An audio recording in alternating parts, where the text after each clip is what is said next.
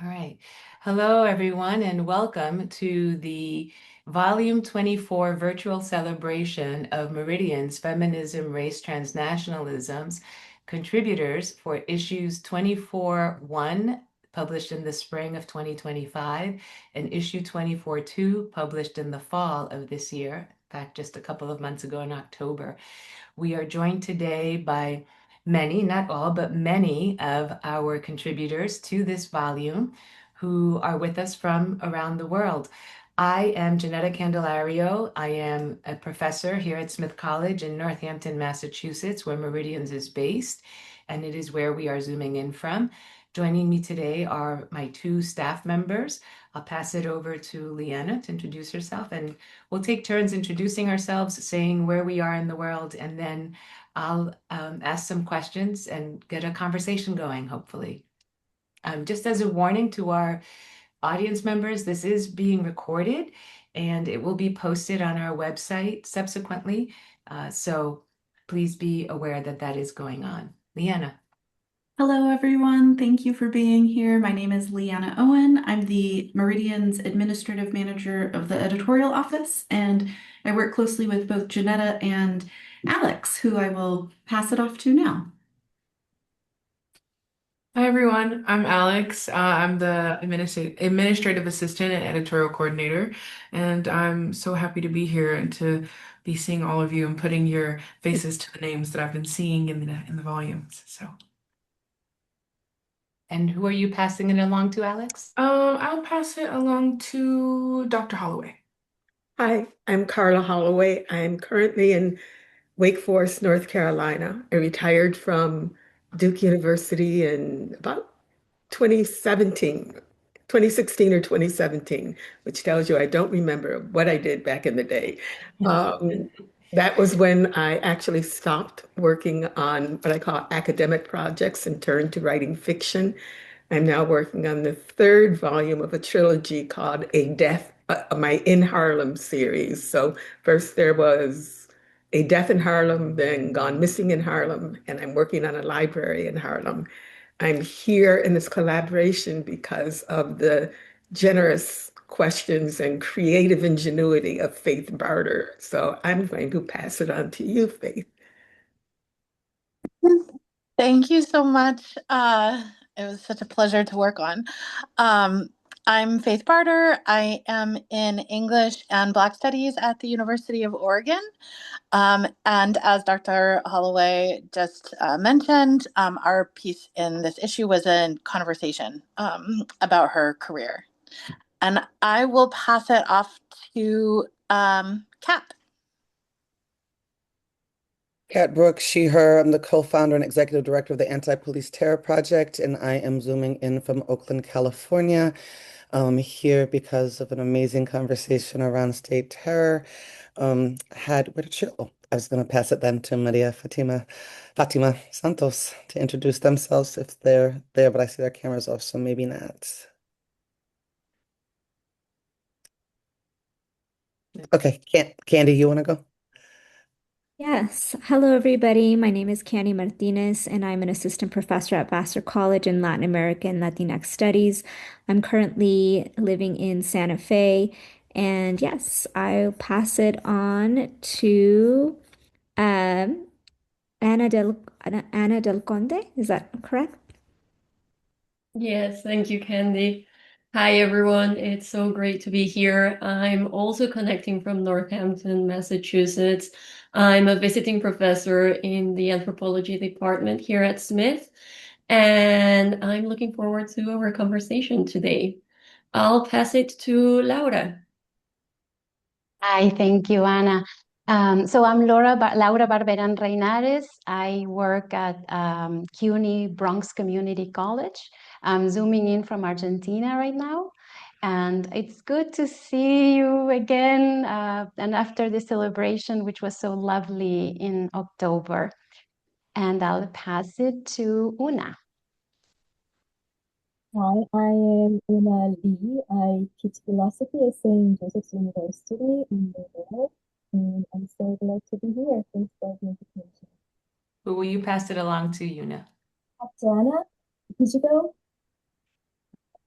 Okay, so Ma Maria-Fátima. Hi, everyone. Thank you. Sorry, I was getting kicked off. I'm glad I made it back. So my name is Maria-Fátima Santos. I also use she, her. I'm an assistant professor at the University of Wisconsin-Madison in the Department of Sociology and also an affiliate of the Center for Law, Society, and Justice.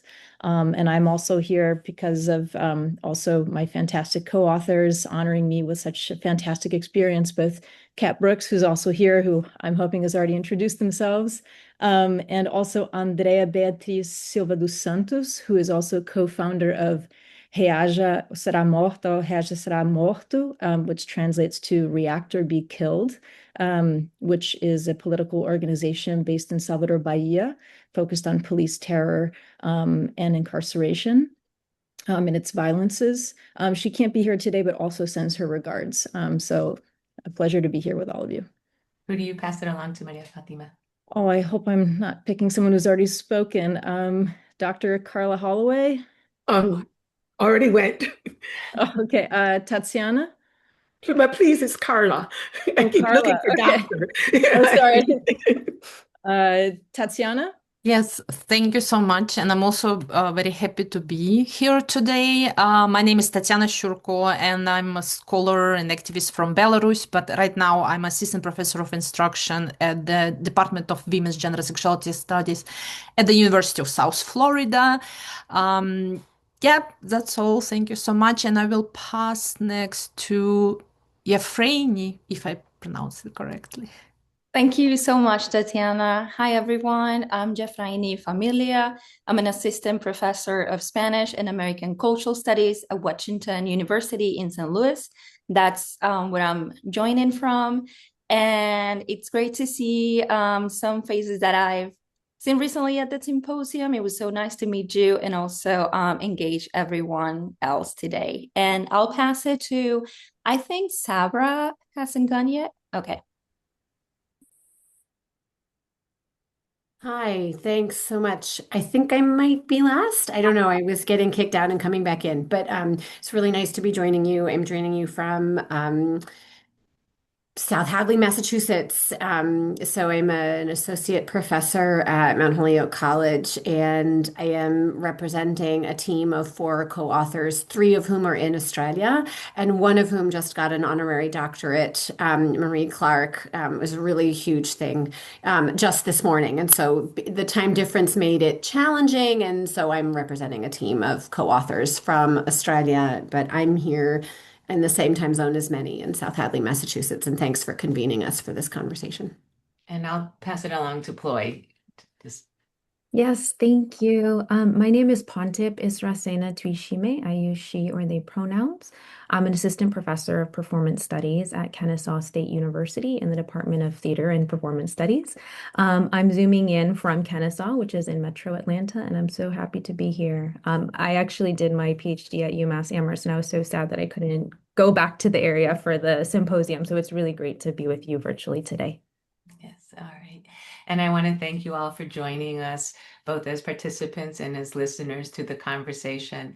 I've been doing these virtual celebrations since the fall of 2020.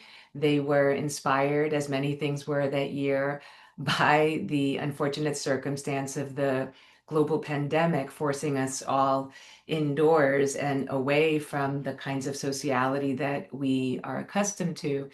And as I was casting about, looking for a way to continue to foster and create community as part of the Meridians project mission, it occurred to me to organize a volume celebration and have continued doing that every year since then, because it actually does offer such a lovely opportunity for all the folks who share space in this one-dimensional venue to see each other literally and to meet each other, to hear each other's voices, to learn more about who we are in the world, apart from the really important way that we contribute to and participate in the Meridians project and to knowledge production writ large.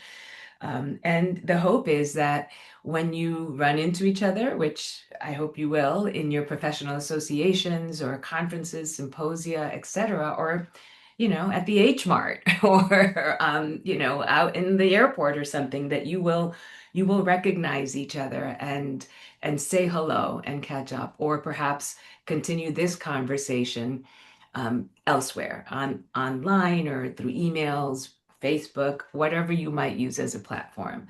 So that is the hope, that meeting each other and having a dynamic conversation will deepen and foster the relationships that Meridians curates through curating table of contents and issues. So, as several of the participants today have alluded to, this year, and specifically this October, less than 2 months ago, Meridians celebrated its 25th anniversary with a day-and-a-half long series of events. We had a lovely opening keynote roundtable that featured the president of Smith College at the time, Ruth J. Simmons, who immediately supported the proposal that was brought to her by a group of Smith faculty affiliated with the study of women gender, that used to be called Women's Studies at the time program, that they wanted to found a journal at Smith that centered intersectional feminist work, including creative work. So scholarly at the core, but also poetry, short story, creative nonfiction, visual art, etc., as well as activist writings. And President Simmons, true to her form, saw the vision and supported it. So the first opening event featured her in conversation with our current president, Sarah Willie LeBreton, who likewise is a big champion and supporter of Meridians, as well as one of our longest standing editor, Paula J. Giddings, Dr. Giddings, who was the editor of Meridians from 2005 to 2017, when she handed the baton to me. And me in conversation with our provost, Daphne Lamoth, who's a professor in Africana Studies.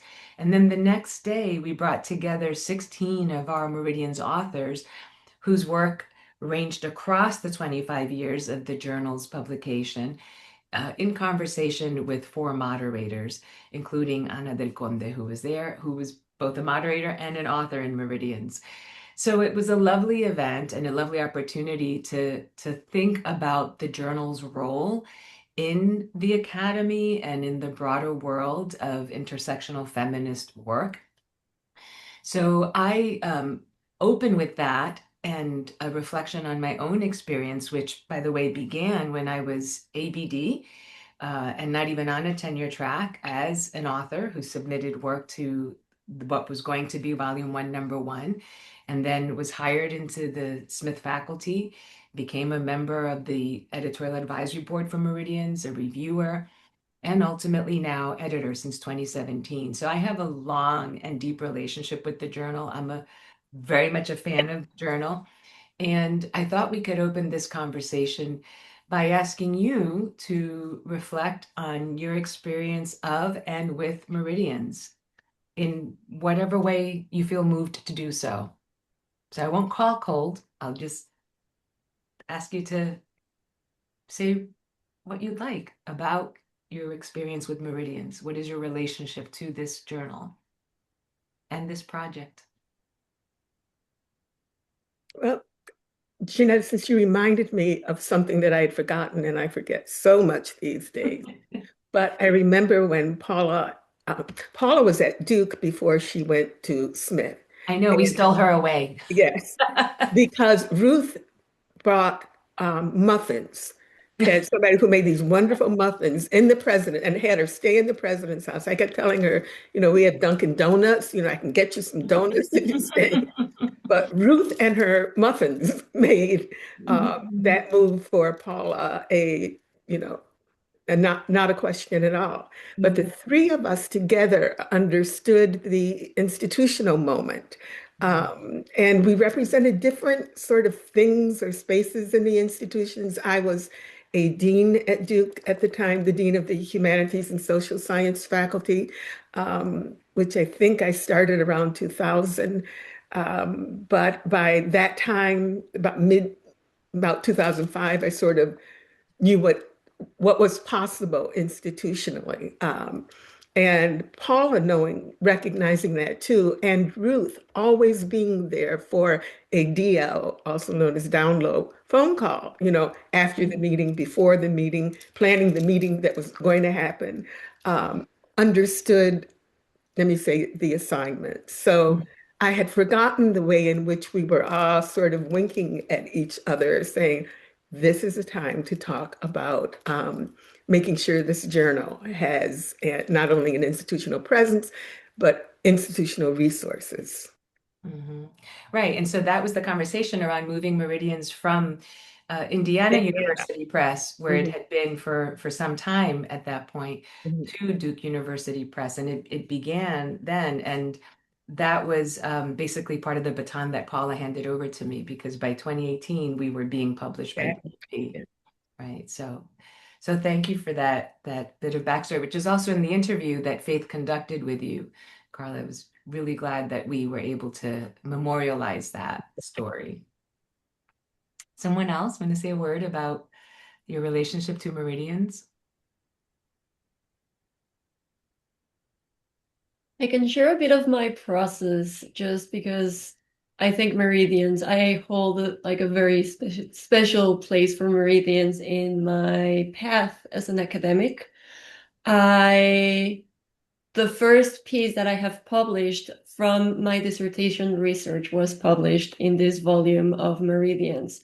And after a very long time of working with different colectivas back in Mexico and doing very hard work on gender-based violence, it was hard for me to imagine a way to bridge together academic work and critical analysis with all of these other processes that are so embodied in real life, happening in real life. So how could I bridge that divide?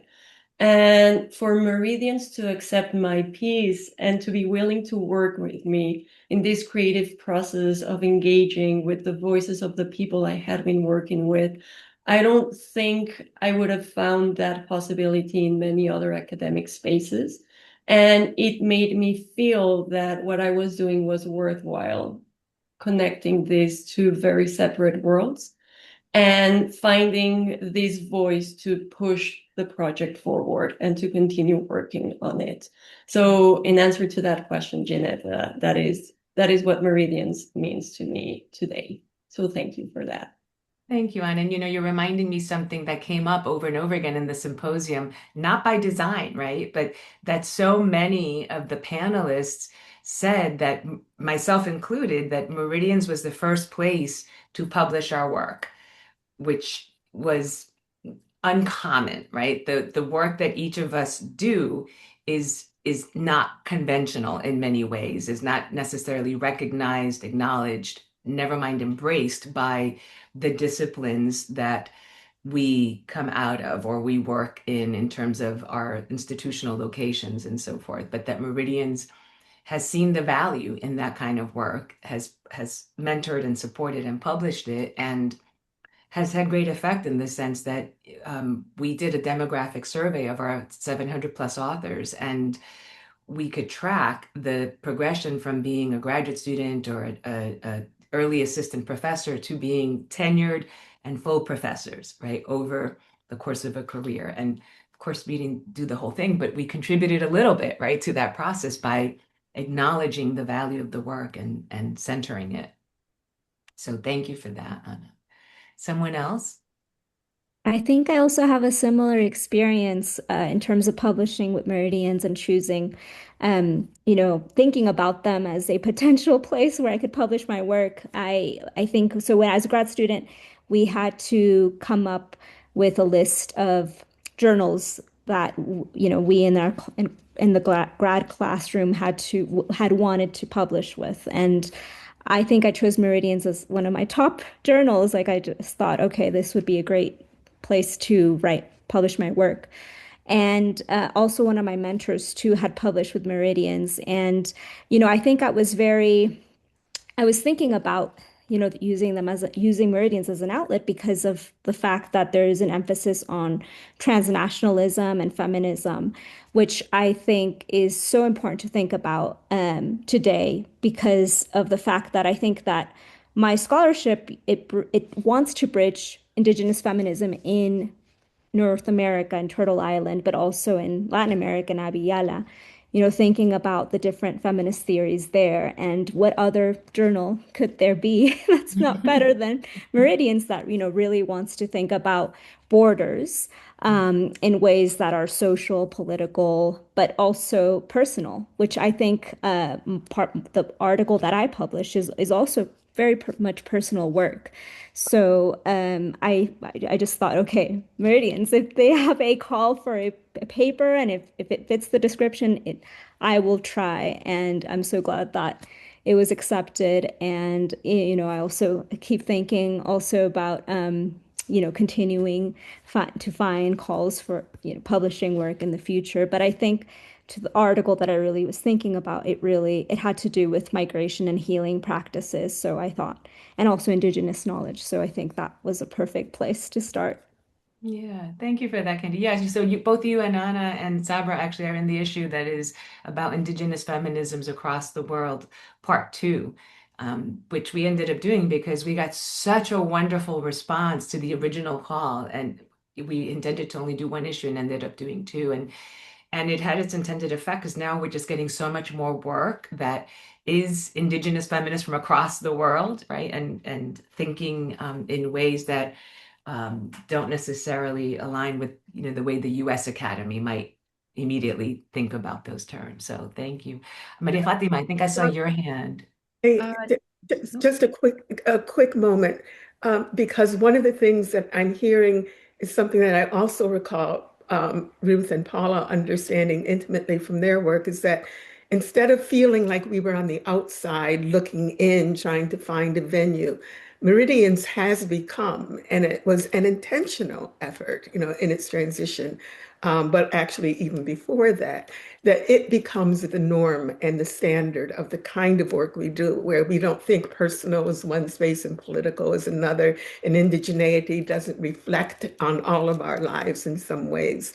So making it normative was an institutional norm and familiar to the institution as, you're really doing Meridian's work already. We're just going to help you along.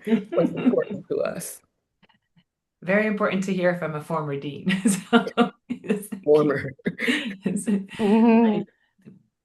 I'd like to first echo what everyone has already said. I very much feel similarly, and also to really highlight that in the case of our article, my article together with Kat and Andrea, our article was published in the trenches section, right? And so I think even the fact that Meridians, which is already a journal that embraces knowledge production and sources of knowledge from a much more diversified perspective, right? Even so, having it in the trenches section really signals something very strong, right? That there isn't this division between, the personal and the political, as Carla said, and also kind of as, an academic journal, it's a peer-reviewed journal, it's consecrating that knowledge comes from many different sources. And I don't mean that in the sense that knowledge always has to be consecrated by the academy. That in itself is complicated. There's a huge and important tension that we have to keep challenging and deconstructing about that, right?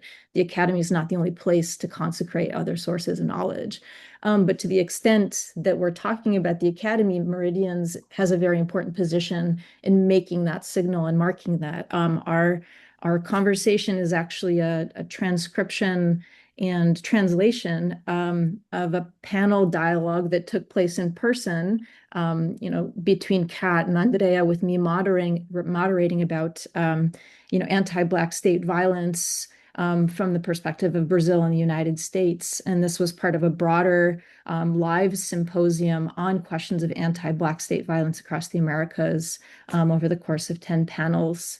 Co-organized by myself together with Jessica Compton, and also with a whole collective of graduate students at UC Berkeley. I was a graduate student at the time at UC Berkeley, so to think about really 6 years passing and our conversation together talking about anti-Black state violence and policing in the carceral state in a context where, Trump was elected for the first time. This was, pre-pandemic. This was this was a year before George Floyd was murdered. There are so many Black men and women who have been killed and executed over the course of history. But when I say, George Floyd, I mean that we had this turning point, not of more movements, but expanding sympathy or interest at a global level in a certain political moment beyond movements who have already marked their interest in this question, right? And so kind of submitting this article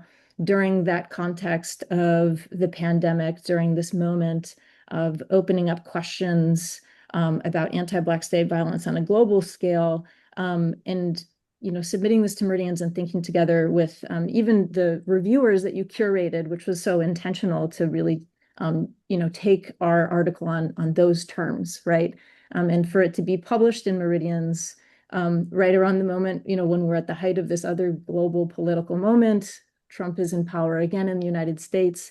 And I just want to highlight, as Kat and Andrea especially highlight in our conversation, there are continuities across time, but we also need to be very, attentive to the particularities. Even if the same person is reelected or anything, there are particularities. And Kat and Andrea really unpack that in this conversation. And I am very appreciative that Meridians is a space where that was allowed to shine rather than it being overshadowed by, academic citations and dwindling down the most central part of the knowledge that came out of this conversation from my perspective. I'll let Kat, of course, you can give your own perspective on that. But Thank you, Maria-Fátima.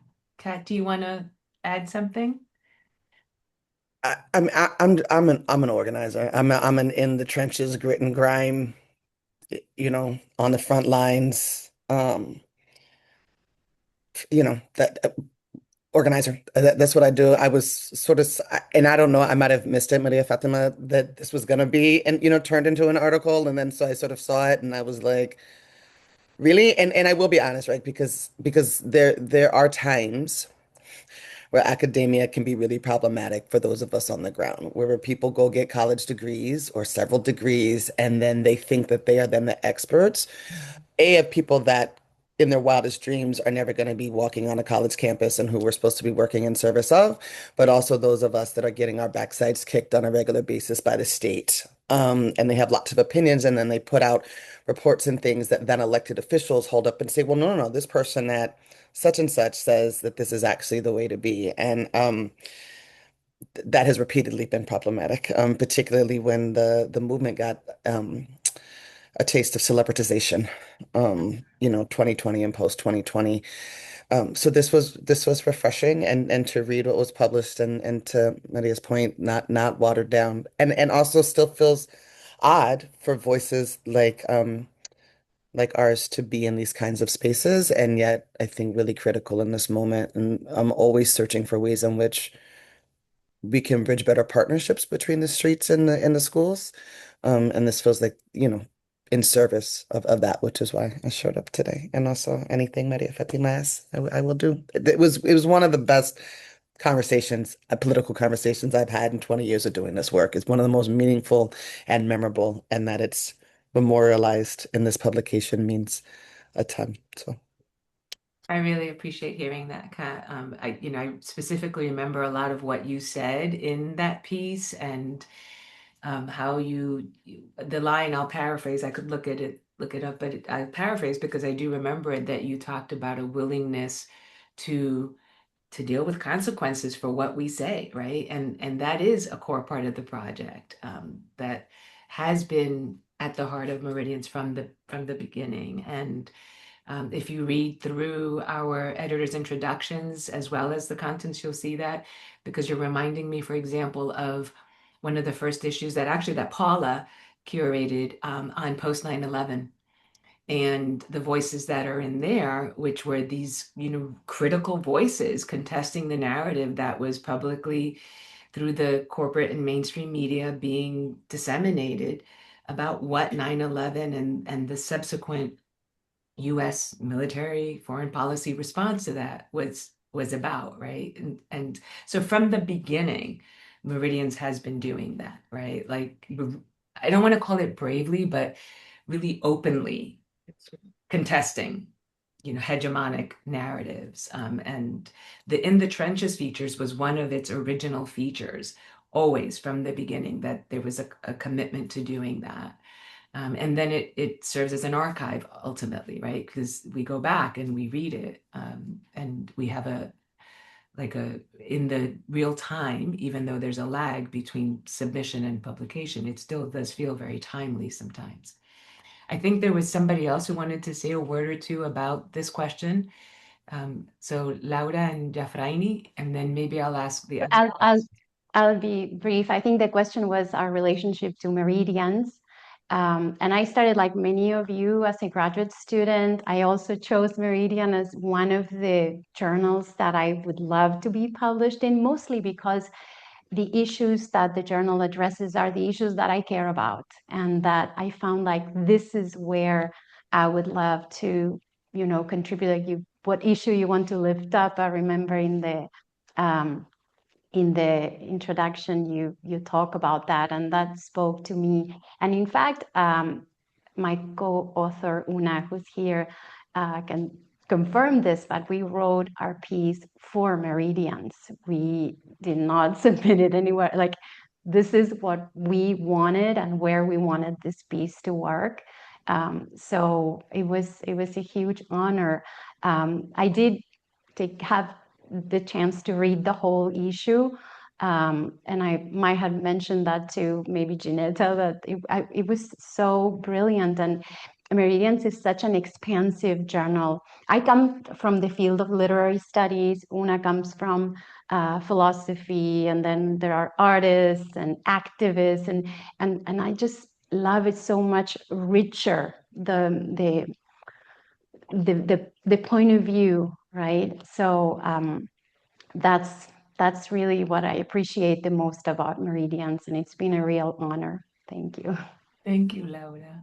Jafraini? Yes, I echo so much of what has been said so far, but I just wanted to highlight that I first came to the journal as a reader. And I think that matters, and that may be the case for many of us here. But I think it matters because it modeled a different way of doing scholarship. And for me, especially as a graduate student, it was important to see the work that I wanted to do, see that there was a home for it.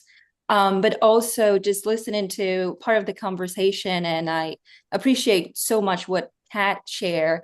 And I think that to be able to create and produce scholarship that is in conversation with work that is happening in the streets, the activism, but also with creative practices, right?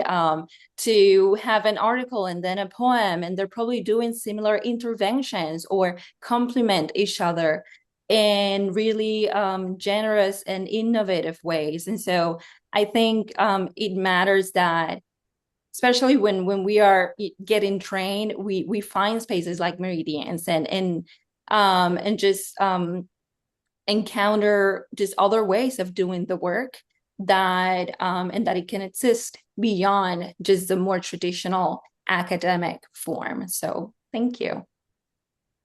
Thank you, Jafraini. And actually, that inspires me to change the order of my questions, because I think it opens the door for hearing from Sabra about her piece.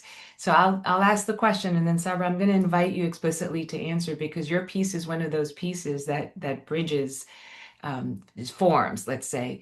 So Meridians has been considered, art, and particularly visual art, but also creative writing, has been considered central to Meridians since its founding in 2000, beginning with the regular inclusion of poetry, prose, creative nonfiction, memoir, testimonio, etc., and the featuring of visual art, both 1- and 3-dimensional, on our covers, beginning with the editorship of Miriam Shansi, who introduced that innovation and in fact won an award for doing so from the Council of Editors of Learned Journals, and in our pages with the inclusion of visual and photo essays. That's why at Meridians we use the term knowledge production rather than just scholarship in order to signal our belief that making art and art making is a form of knowledge production and activism, perhaps especially for women of color feminists around the world who have historically been excluded from or diminished within hegemonic institutions, from higher education to museums to the performing arts. So, Sabra, I'm going to invite you to say a word about your piece and perhaps describe it to folks who may not have seen it yet, and what inspired you to send it along to Meridians. Thanks. Thanks for the invitation to be here and also the specific invitation to speak in this moment. I was really listening with a lot of joy to everybody's responses just now. This actually dovetails with the previous question. So yeah, so I was the person sort of shepherding the piece that went into Meridians, and it was the result of an artist's residency for which I got funding in the 5 colleges. So I'm here at Mount Holyoke, and we're part of a consortium that includes Smith, Hampshire, Amherst colleges, and the University of Massachusetts at Amherst. And there was a big Mellon grant in our valley and in our consortium to decolonize curriculum. And I was very lucky to win one of the first awards in a pilot in that program. And then the subsequent year after the pilot, I was able to bring 5 Indigenous Australian artists in 3 generations to our college. So Indigenous Australians who traveled in the spring of 2022, they literally got on the first round of airplanes that once the borders were opened again and international travel was possible again, following lots of closures related to the global pandemic. And so we hosted 5 artists for a semester at Mount Holyoke. And during that time, we collaboratively produced a possum skin cloak, which is a tradition, an art making and culture making practice that has been revitalized in the late 20th and early 21st century. And it was the first time, oh, thank you, Ginetta, for the visuals. So we were able to produce the first ever possum skin cloak made on US soil. And we were invited by somebody in the editorial team to submit. And one of the reasons why we were so happy to be invited was because it allowed us to write in a multivocal way. And not only in a multivocal way, but a way that was experimenting with what is authorship, where is knowledge, how is power being produced here. And it was not only multivocal, it was multimodal. So I think we submitted in the photo essay section, making an argument about how are the photographs powering the storytelling here, but also the photographs are in conjunction with a kind of academic introduction, and then the photographic essay in the middle, and then there's Indigenous knowledge storytelling alongside. And we were really experimenting not only with each of there are 4 of us authors, experimenting with different voices, but also with different forms of knowledge production. And this, just to loop us back to the previous question, this was a publishing space in which that was really highly valued at every step of the process. And I'm in a space right now where I'm really working collaborative. I'm a non-Indigenous scholar who's working collaboratively with Indigenous artists, activists, archivists, and trying to really raise up Indigenous knowledge in these spaces. And we have always, except for Meridians, had barriers to how to exemplify, amplify, represent Indigenous knowledge in these kinds of publishing spaces. And we didn't have that in Like, I think the values at Meridians really allowed us to preference Indigenous knowledge in multiple modalities. So photography, art making, storytelling, and also combine that with an academic introduction. So that loops us back to what our relationship was to Meridians. And I feel really hyper aware to just say that I'm one person, but I'm speaking on behalf of 4 of us. And it's this very matriarchal, egalitarian kind of relationship. Yeah. And actually, so, that opens the door for me to point out that we will, your co-authors, several of them, I can't recall if all of them, but several of them will be presenting along with me, and I believe Laura and Yuna, and I'm still hoping I can get Jafraini to come, at an Inclusive Museums conference in Australia, in Sydney, which is where they are based, so that they can speak about this work and this project and Meridian's contributions to museum studies as a transnational intersectional feminist project. And I do use that word project rather than just journal. The journal is at the heart of it. Obviously, it's what launched this, but it is also, we hope, always something bigger and something more, right? So it's that kind of both and.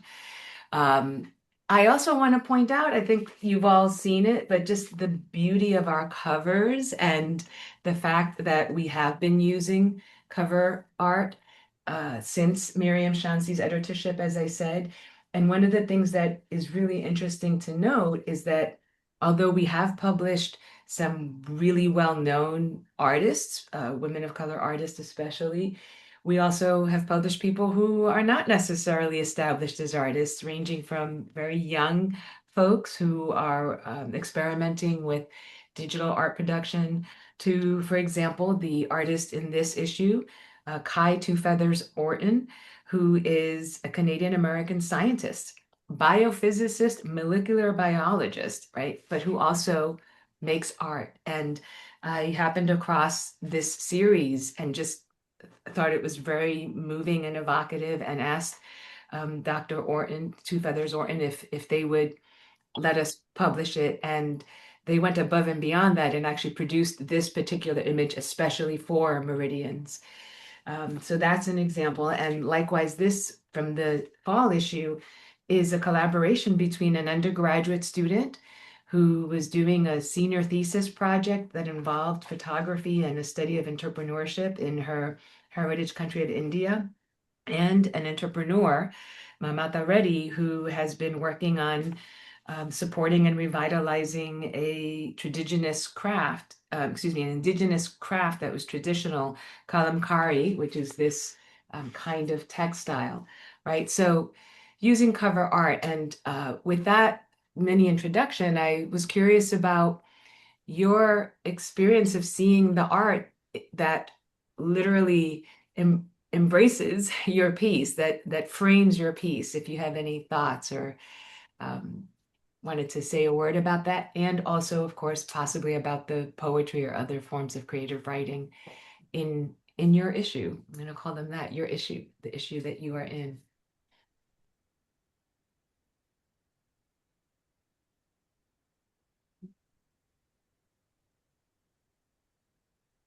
I'm going to do the professor thing and just wait for someone to say something.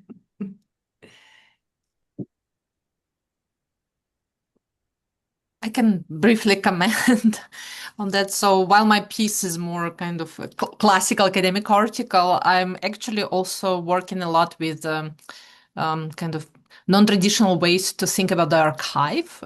When you work with some archives that are more absent than present. So specifically, I analyzed the encounter between Audre Lorde and Chukchi writer Antonina Kimitval, and their archive is very small. It's actually one essay, one poem, and one business card. That's it. So looking at the art and poems, it also made me think a lot about how to use different forms to talk about these forms of solidarity or knowledge or collaborative knowledge production that you cannot express easily in the academic form or through classical research, if you can kind of define it in that way. So while I myself use the more traditional form of writing, actually was reading through other works and thinking more how it can be helpful to unpack more layers to that connection and the importance of that connection, bringing Eurasia to the transnational feminist ideas, while it's often absent, right? It's not well known, it's not kind of included in the collaborative knowledge production. And you cannot feel absence easily with academic writing. Sometimes it requires other forms. So for me, it was important to see this different statements and forms of expression that more align with gaps and absences and complexities that we have than just traditional writing. Yeah, thank you, Tatsiana. It's very thoughtful. Yeah, and your piece was really, again, memorable. They all are for different reasons, but it added right to our growing sense of the global impact that folks like Angela Davis and Audre Lorde have had, right? Even in places that I think people in the US don't typically associate them with, right? Such as the story you tell about her encounter with this activist, which was really powerful. And I think it's probably one of the first times it's been written about, right? Am I correct in saying that? Yeah, and published. Yeah, this is the first time it's kind of foregrounded because I'm pretty sure people read the essay, but they never identified who that Tony, whom Audre Lorde addresses. That actually it's a Chukchi writer who was very prolific and still is very influential for indigenous community in the Arctic. While she passed out recently, but still her kind of legacy is very important for indigenous communities. So was the first time I started to talk about that. And even in the US, when I talked with those who explore Siberian indigenous communities, they never heard about her. And it's fascinating because she has so many books and she was so important for the community, but she's not translated into the English. She's not well known among scholars and experts. So it's kind of fascinating in a bad way, this kind of occlusion, this absence. So I'm happy that finally I managed to bring that history. Yeah, and what we hope, of course, right, is that when these introductions to folks who have not previously been present in the scholarship, right, that it inspires further research, right, that other people will pick up the baton, right, those threads and give us more, right? So that's always so important. All right, I want to ask a question, and you're sort of leading us into it, Tatsiana, about how your pieces, all of your pieces, contribute to broader conversations about feminism, race, and transnationalism, both inside and outside the academy. So, broader conversations, both inside and outside the academy, about feminism, race, transnationalism.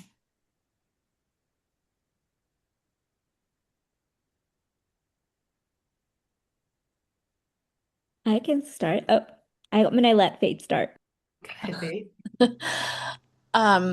Yeah, so I think this question also picks up some of the threads of things that we've been talking about, but I just keep thinking that, and this kind of builds on the previous question about having the visual art, experiencing that in this issue, which is that for me, it just felt very beautifully aligned with Carla's body of creative and scholarly work, because as a person who is like moving up through the tenure track at this point in time, Carla really has been like an exemplar and a model for this like really deft engagement and like praxis of Black feminist thought and art across multiple disciplines.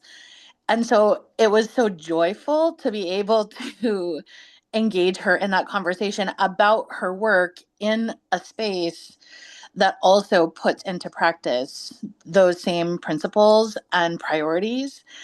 And so I just want to flag that I think like having the occasion to kind of think not just retrospectively, but also prospectively, because one of the things that's really remarkable about Carla is that she's in quote retirement, which is a hilarious term to use because she's in this like moment of like creative abundance and flourishing. And so for me, I think that some of the like broader conversations, particularly in moments where it feels like feminist knowledge production, and particularly women of color feminist knowledge production, is under various kinds of threats of erasure that are constantly evolving. In particular, that kind of breadth of engagement and the very specific ways that Carla has practiced those things feel in our conversation that came up a bit like around the term shape shifting, thinking about how to evolve and adapt. That to me just feels very inspiring and hopeful to think about that kind of ongoing work of shape shifting as one of the kind of ethical and intellectual imperatives of feminist work and Black feminist work in particular. So I don't know if you want to say anything about that, Carla, but I just wanted to kind of note the ways that your career, I think, is reflective of many of the things we've been talking about. Just that I think you're right in focusing on that term shape shifting, but I also got to say the space that the journal made available that almost encouraged the way I think you called it once, our slow conversation. It was quite wonderful to get a question and then be able to think about it and think about Faith's work and her interests, and just the time that we could take allowed us to transfigure what might have been one kind of way, excuse me, one kind of approach. And I think that using my name in the same sentence as Deft just makes me feel quite wonderful. Thank you. Excellent. And I have to say, if you haven't read it, you should read, I'm going to say Dr. Holloway, even though you keep saying Carla. Sorry, Dr. Holloway's novels. They're excellent. I was inspired to read them by the interview. So now I'm really waiting for the third one. Thank you for letting me know it's coming. I'll be keeping my eye out. And I have found that has happened several times. It's been one of the pleasures of being editor, is that I am getting such a tremendous education with everything I get to read, and often am led to read about the things that are being referenced in the pieces, including literature of various kinds, right? Some of which I'm already sort of oriented and inclined to, but much of which is just new to me. So that's been wonderful to see, right? And so many of our creative writers also are established scholars and academics and intellectuals who at some points in their careers feel licensed to start sending out that poetry they've been writing forever, or sending out that testimonio or memoir piece or that one act play, et cetera, et cetera. So I want to make sure I don't forget to make a plug for the fact that we have an award called the Elizabeth Alexander Creative Writing Award, which is still open. It closes on December 31st. And it is a lovely, lovely award that includes not only a cash prize, but also a week-long residency here with us at Meridians, publication in the issue, a signed certificate, and a signed commemorative copy of Alexander's praise song for the new day, which was the poem that she wrote specifically for President Obama's inauguration in what feels like a lifetime ago.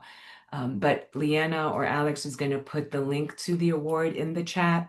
Please do circulate that widely. If you have those hidden little pieces of paper of your own, consider sending your work to the award for consideration.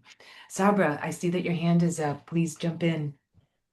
Thanks. I'm just going to lower my hand while I'm talking. Thank you. This actually connects what Faith was just saying also to the previous question, but I'm meditating as I'm listening to all of you about the connection between art and archiving, and in my own both scholarly and activist work, how the archive is a source of creative aesthetic production, but then the creative aesthetic production becomes an archive for the future generations. And how Jeanette said, this goes back to your earlier question about how did we feel about the art enclosing the cover. And I just think about the importance of analog materials in these days where everything or so much of our lives are online and being digitized, and how digital spaces are becoming data-ified and then commodified. How making something in the analog, which forces you to look at it and engage with it in a different way, is also archive making, is also activist work. And this goes back to your most recent question, which is about feminism and transnationalism, and about making things visible and knowable, especially knowledge forms that are still too often being invisibilized, marginalized, obscured, and often intentionally right? And so being intentionally visibilized and intentionally enclosed in an activist art making practice. I didn't know the history that you're sharing with us today when I received my copy in the mail, but the artwork on the cover was so beautiful. It was really moving, and I felt really glad to just be able to hold it in my hand and to think about feminist knowledge and in my own case, indigenous knowledge and the different ways in which we can share and circulate. And this sounds really hokey and maybe too idealistic, but be in community via the visual practice. It's not such a well-formed thought, but hopefully it sparks. I'm seeing people nodding heads. So thanks again for the opportunity to speak. Thank you for saying that. It comes up every time I do one of these, and I'm going to tell the story again. When I took over as editor, we were moving from a small cramped space that Meridians had been winnowed down to because of institutional circumstances. I'm going to be polite here for a moment, and had been offered a somewhat larger space. And I made the ask of our then provost that I needed shelves in that space because I found boxes filled with the back issues, and I wanted to put them on display and have them as an archive, but also as a living library that students or visitors could literally access, could pull it off the shelf and sit down and read it. And that provost told me that no, she would not authorize or pay for shelves because we should just pulp those. The world was now digital, and there's no need to have this physical print run displayed. And being a Dominican Jersey girl from New Yorker, my first impulse was to argue the point, and then I thought, no, I don't need to argue. I'm just going to ignore this and do what I want to do anyway. So that's what I did. I pulled other resources I have here at the college and got the shelves up and unboxed the issues and put them up, and the issues are still here, and that provost is gone, right? And the archive is still here, and we have literally sent boxed collections of the print run to places throughout, particularly the global South, where access to the digital sphere is not secure, right? And now they have it, right? They have the thing and they can photocopy it, etc., which is often how many of us, in those spaces live and disseminate knowledge. So while there's arguments to be made about open access and digital access and so forth, which I take very seriously, I do think that it's really important to have the thing, right? And to hold on to copies of it as not just an object, but like a living material form of the years of work that all of you have done, right? That this is the thing that exemplifies that. Maria-Fátima, I do see your hand, and then Laura also. Yeah, just thinking to your question about how our work contributes to transnationalism and race and feminism. And I guess I want to highlight two ways that I see our work doing that. One is conceptualizing in a transnational way and thinking thinking through what does it mean to think transnationally about anti-Black state violence or state violence more broadly, in the sense of, through Kat's experience and Andrea's experience on the ground, right? We have two Black women from highly influential and powerful political organizations fighting police terror and incarceration, from two countries that have certain shared political histories, and different shared models of political power, and thinking about democracy and the militarized regulation of drugs, and thinking about colonial histories and slavery, that traverses national boundaries in all sorts of very important ways. And yet Brazil and the United States, like every country, have their own distinct histories, and that has shaped the ways in which what Blackness means, what literally the racial category means, and how people are seen in the day-to-day and treated, and how people understand themselves. It also translates to the different ways in which state violence manifests on the ground. And that also translates to different strategies and ways of mobilizing against state violence, right? And so the conversation that I had the privilege of moderating between Andrea and Kat is very much one where you will see moments where Kat and Andrea are very much aligning in certain experiences that are shared, and others that are not in opposition, but that are divergent because of their on-the-ground experiences and positions in the world. And I think that's very crucial to us, thinking about activism, but also thinking about how we conceptualize and think and understand state violence in particular places, but also how we conceptualize more broadly what we mean when we talk about state violence. And then the second level that I want to highlight is, again, I mentioned that this conversation was not just a transcription, but also a translation. And that's because the symposium that I organized together with the Luta Initiative and co-organized with Jessica Compton was one that brought together 30 very influential Black movement leaders from Brazil and the United States.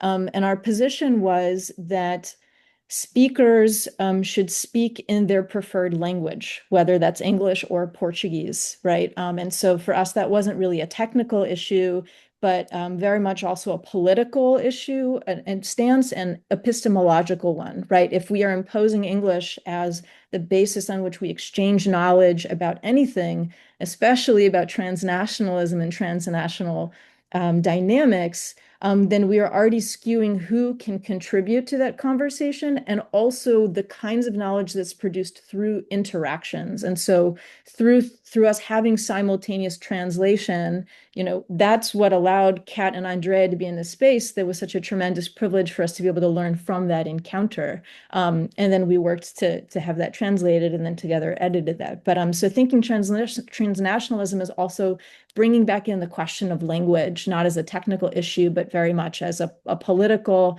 and epistemological one.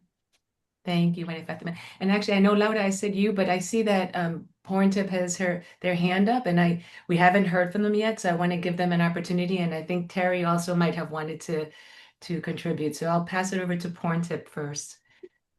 Thank you. I'm just really enjoying this conversation and want to pull on a couple of the threads. It feels to me like this conversation is almost like a live or embodied form of what my essay and series of letters in the issue are trying to do. So my essay is called Thinking With, and it's a series of letters written to women of color about how to build scholarship and think together and be together in knowledge production. And this feels like that in a live form, and it's really special. One thing that I do, well, I guess one of the central questions at the essay is like, what might it look like for us to center our bodies and relationships through knowledge production when we're often like writing alone, or even if we are collaborating in our writing, we're often not in the same space. And so one of the things that I do in the letters is I ask the feminists of color that I'm calling on and writing to if I can call them by their first name instead of saying like Sharp, citing Christina Sharp, I write to Dear Christina. Just like as Dr. Holloway was saying, oh, please, in this space, call me Carla. In the same way that I tell, my colleagues and friends and collaborators, please call me Pontip, call me Ploy, not Dr. Tuishime. There's something about building relationships that holds a kind of body, that holds like the knowledge that we have in our bodies and that we build together through conversation. And so my letters were trying to get at that. And I just feel like that's what this virtual panel celebration is doing by giving us the opportunity to call each other by name and to share our work together and be in the presence of each other's work together. So I'm just really appreciating that. Thank you so much for saying that. Yeah, your piece is so lovely because again, it's another example of how you use the epistolary form as theory, right? Which is so emblematic of what we mean by feminist knowledge production in all its forms. So thank you for saying that. Terry, I want to give you the opportunity to jump in if that is still something you want to do. Sure, thank you. And I'm very sorry to be this disembodied voice. I'm Terry Kawashima. I'm professor of Asian Studies at UMass Boston. So my first publication with Meridians was actually back in 2002, in volume 3, and that was a time that was a publication about race and visualization and in anime, in Japanese anime, among other things. And my other field is actually medieval Japanese literature, and I had been publishing in very kind of niche, you know, locations for that, and I really wanted to reach out to a larger audience. And I saw that Meridians had this great venue, that, and you seem so open to different ideas. And so I submitted it and you accepted it, and I was really thrilled. And I think to this day, that's one of my most like cited pieces of work, which is kind of ironic. But anyway, so I just wanted to say it's been a really great space where you accept these kinds of transnational and also like Asia related articles that thank you. And it's so nice in color. I was so excited to see that it's in color because it's about color, in film. So thank you so much for publishing in color. But yeah, it's just really felt like a safe space for me to explore my other the race and visualization of race, that other area of scholarly inquiry that otherwise I might not have been quite as comfortable to explore. So I just wanted to say thank you so much. And again, I'm sorry to be this like strange voice in the background. Thank you, Terry. And I have to also add that Terry was very patient with us because it took us a little while to actually get it published from the point of submission to the point of materialization. So we really appreciate also, Terry, your patience with the process, which, as you all know, can be quite long for various reasons. So, did you want to jump in and before I ask our closing question? Because we're going to go to probably just another 5 minutes or so. And then before we wrap, yeah, Yuna? Thank you. So myself and Laura's work in this current volume is about comfort women exhibition at the Museum of Sex in New York City. And when we were writing this piece, the surviving victims were in their 80s and early 90s. And over the course of this kind of editing and publication, now we have a fewer number of survival. So it was important for us to sort of capture the moment of exhibition, but also talk about not only the way that not only the memories are being represented, but the ways in which that's talked about, the ways in which it's created, also is very important. So there was our sort of critical analysis about this exhibition.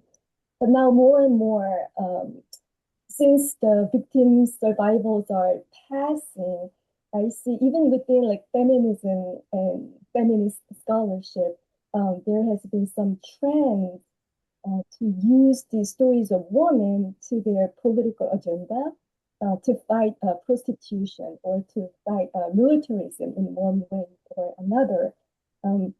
But we thought the Meridian, the journal's sort of emphasis on intersectionality was so important, and because the intersectionality of this comfort woman issue is so crucial. So I hope our piece, our article, contributed to this overall feminism, just to remind people about this importance of intersectionality between feminism and race and as nationalism, as well as like the colonial perspective. Yeah. So because Yuna's audio was a little garbled, I'm going to just summarize in case folks weren't able to capture everything, and in case you weren't using the closed captions. Yuna and Laura's piece is about an exhibit of comfort women, about comfort women at the Museum of Sex in the city of New York. And it was a really careful analysis of how the context of the exhibit was, to put it mildly, problematic in terms of the kind of frame that it offered, and how this was part of the tension between some feminist attempts to engage with and promote sex positivity, right, which has a history and a place, but how that can come up hard against the problem of dealing with sexual violence, particularly sexual violence that was engineered at the hands of the state, right? For those of you who don't recall, comfort women is a euphemism for women, particularly Korean women, who were trafficked and used, incarcerated in multiple ways, etc., by the Japanese colonial project and state during World War II. And so Una was pointing out that many of these survivors are now, elders who will not be able to speak for themselves, right? So to keep these questions and these archives alive is also an important project. So thank you for that, Una.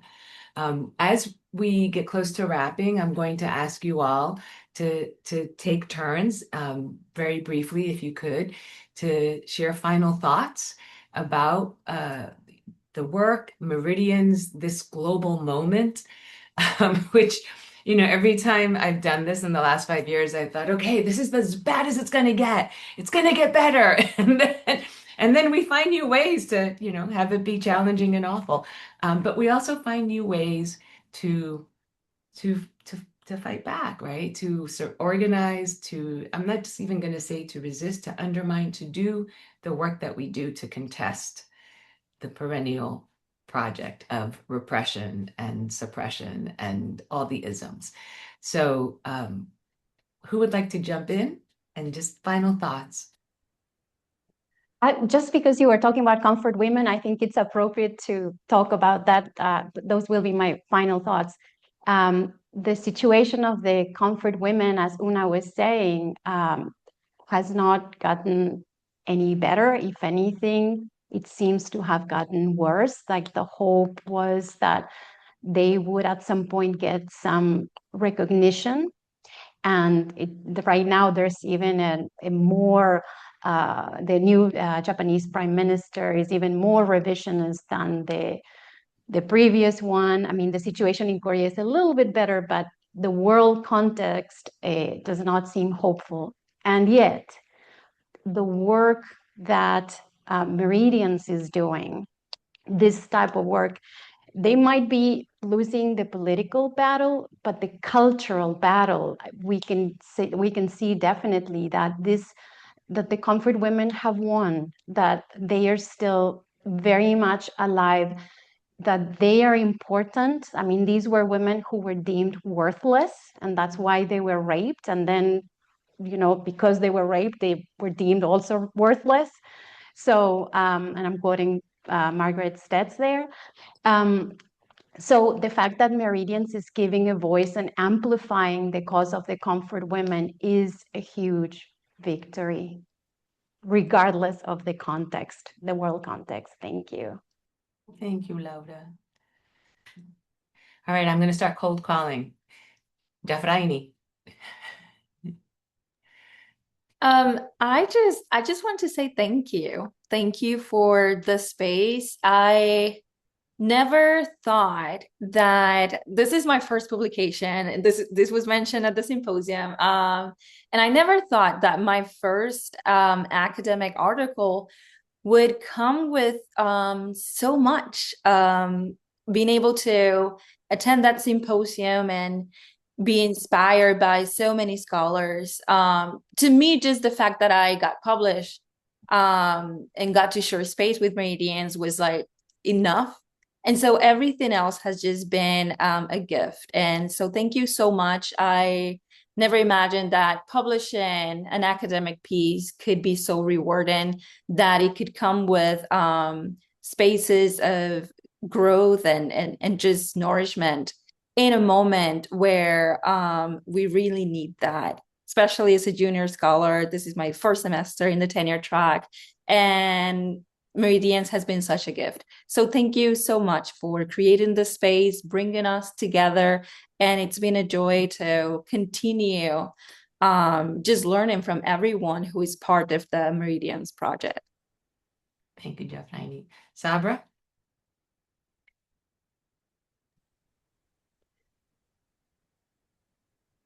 I'm sorry, I'm in listening mode rather than in, like I'm trying really hard to just And I think I just want to echo Yafraini, and please forgive me if I'm not pronouncing your name correctly, but others, gratitude also because Janetta, as you sort of said in your leading remarks about like you think it can't get any worse and then it gets worse.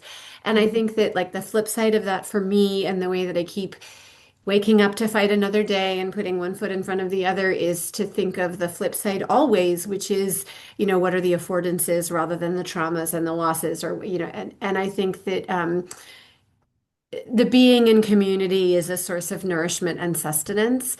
And so even just this event as a way of bringing us together in real time when maybe we haven't met each other before or thought about our work in this kind of cohort way, speaking to each other. So now we're speaking to each other live and we have other opportunities to speak at a conference in Sydney next year and, these kinds of things. I think that I am just feeling gratitude for community and community as a way of healing, nourishment, resistance to all of the forces out there that are intent on dispossessing us.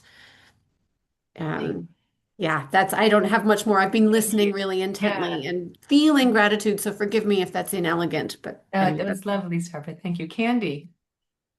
Yes, thank you so much, everyone. And I think I don't know if I mentioned this, but the article that I published for Meridians was about healing practices across borders for Zapotec migrants who live in the United States and whose family members continue to care about them. So I'm pretty hopeful, and I'm hopeful because what I'm seeing is that even though there is this kind of fear, worry about AI and technology.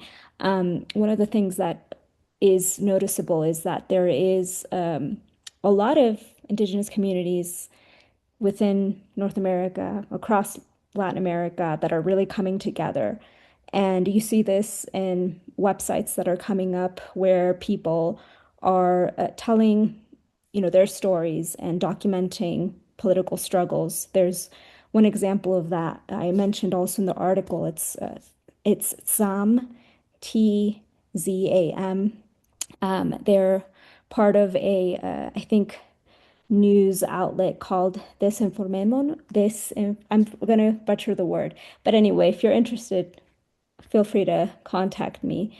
But it's independent, journalism, and I think you're seeing a lot more people that want to tell their stories, and so I think that it would be useful to also speak to those community members, right? Continue having spaces, looking for spaces, I think not just academic ones, but also ones that go beyond the academy, and reach out to those people because I think those are also the kind of audiences that we want, right? And I think it's great that we have this kind of space to also get to know each other's work because now I want to read people's work and have a face and a story behind the article. So thank you. I'm going to hand it over to Kat. I'm grateful for the snapshot in time that is preserved with this article, right? So 2020, America thought we'd solved our racial problem, right? We had our big racial reckoning and police violence was over. And here we are in 2020, almost 2026, and police murder more people every single year than they did prior to 2020, right? Based on the data that we're able to collect. In going back and reading the things that I said to Maria-Fátima's point about the importance of rooting yourselves in current political conditions, so much has shifted, and at the same time, so much has stayed the same. Things are very much exacerbated. And for Black folk, a lot of things have just remained the same. For Black folks living under the violence of oppression and fascism and white supremacy, that has been our status quo for a long time. And so in some ways, it's sort of like, well, welcome to the party. And now we can build maybe a more unified front to get us to the other side. I think the other thing that I'm sitting in gratitude about is the upliftment of Black women leadership. Black women have been, are, and will always be on the front lines. And yet we are either disappeared, erased, and more it's become okay again for acts of violence, whether they verbal or physical against our bodies and or threats, right, against our bodies and the bodies of our Black women leaders. And our best defense is visibility. And so I'm also grateful for that in this moment when myself and so many of my comrades across the globe are dealing with increased threats of violence or actual violence as we continue to do this work. Thank you, Kat. Anna? Well, first of all, I'm echoing everyone's gratitude because this has been such a beautiful and moving panel. And as Candy was saying, it's so beautiful to see where all the work is coming from and to hear the histories behind each and every one of these pieces, because it makes them alive. It gives them shape, body, and a reason for them to exist. So I'm very grateful to that. I want to plug in a quote from one of my students' papers that I read today because I felt it was so moving and it connects so much to what's been happening today. She said, "What would it mean to rethink power not as domination, but as a relationship?" And from everything I've been hearing today here, I feel that we've been building towards that relationship. And from what you're saying, Janetta, in terms of can this get worse? Yes, it will always get worse. But the thing is, how can we continue building these spaces within and beyond academia to truly nurture those relationships and to give them the place that they deserve to continue producing more conversations and continue honoring all the different forms of knowledge that exist out there. So yes, thank you so much for that. Thank you. Tatsiana?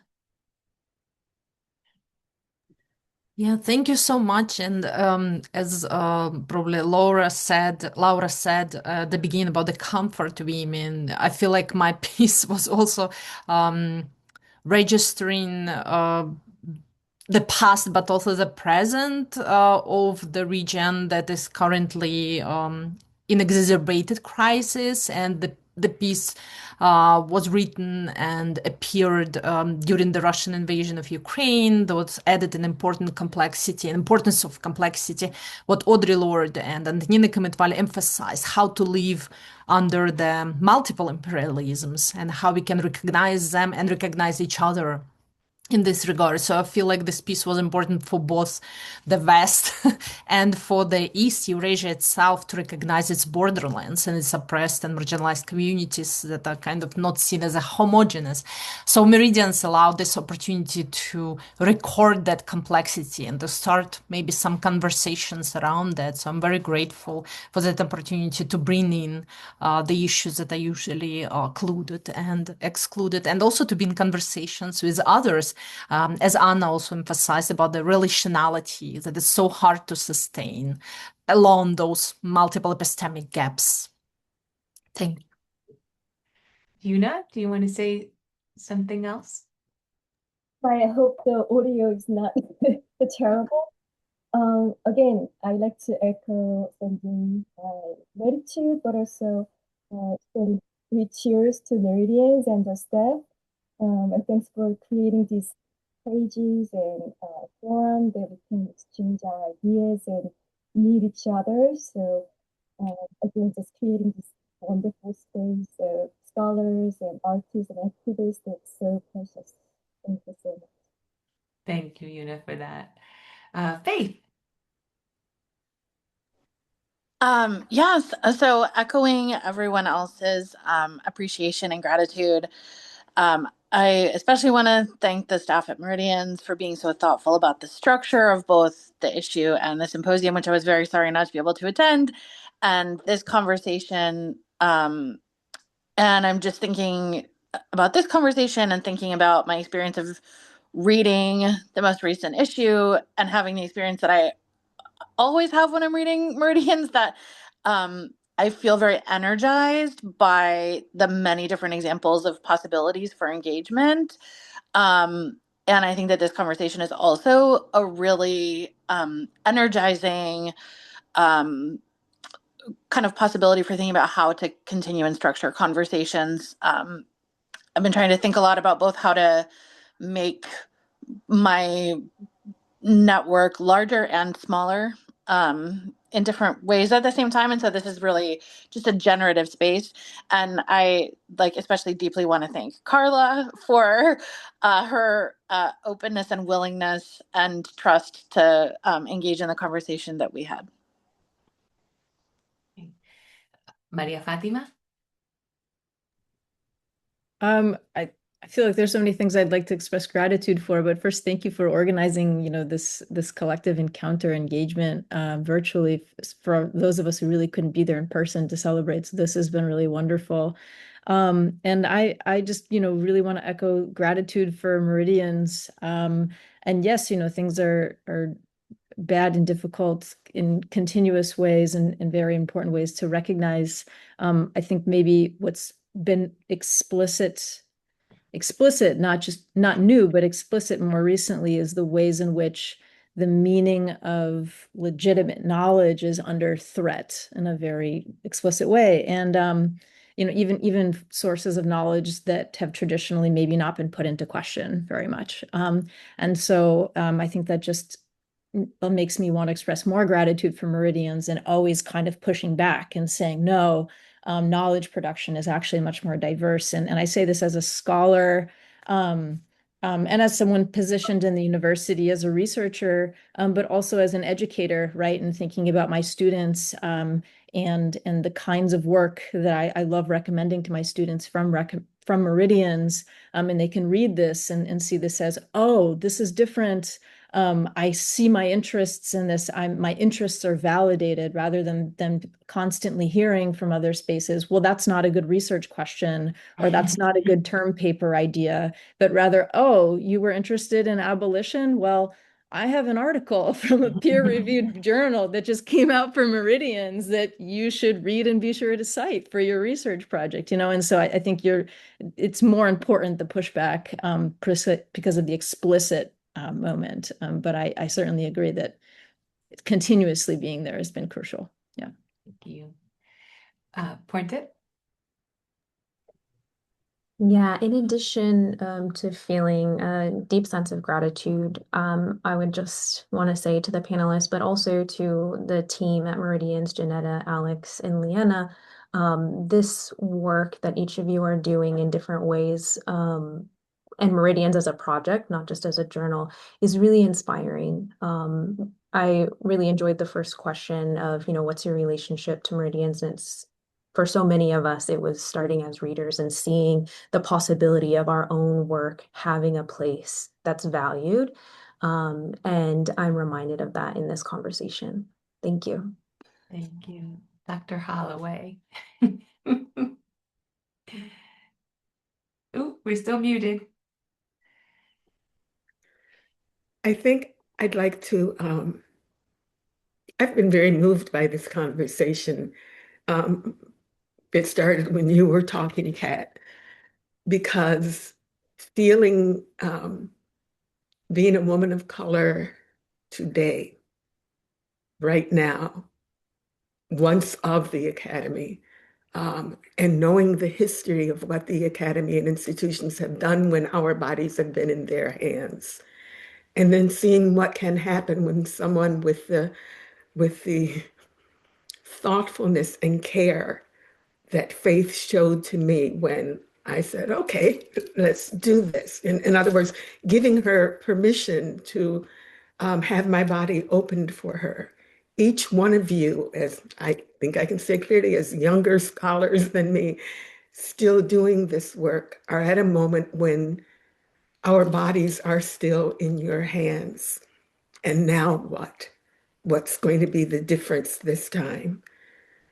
I just am more assured than ever after this conversation and after seeing what faith could do, what a conscious, intentional, careful, and let me use the word ethical consideration of a woman's body, a girl's body can be when we remember that we are both subject and object.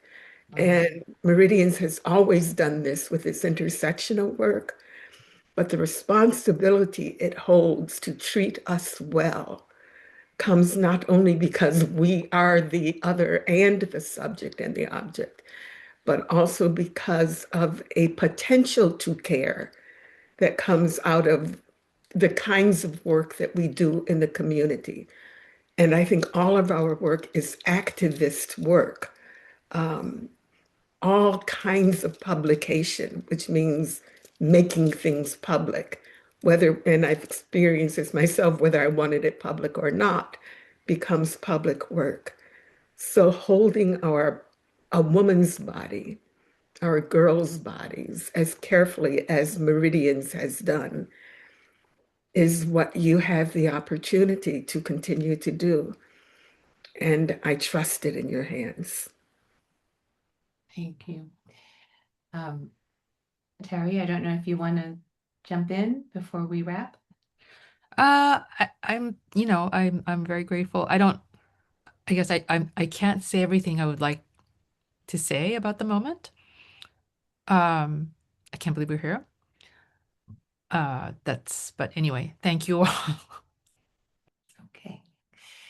So with that, I will wrap up this conversation, and I will thank you all again for not only joining us today, but for sending your work to Meridians, for having faith in our capacity to recognize the value, the beauty, the investment of the life force that is made manifest in what you sent along to us. Also, I really appreciate you're all talking about being readers as well as educators who use Meridians. I'm really glad, because that's the way that we honor each other's work, is to make sure that it continues to be engaged with in all these ways, that it's read, that it's cited, that it's taught, and that it's thought with as well as thought about. And I know that for myself, and I think it's safe to say for Alex and Leanne as well, that this conversation is also really energizing and uplifting for us as we do our little work in the quiet, little trenches over here. We really appreciate meeting you, seeing you, hearing from you, and wish you all a safe, restorative, uplifting, and powerful end of the year and 2026. Thank you again. Be well.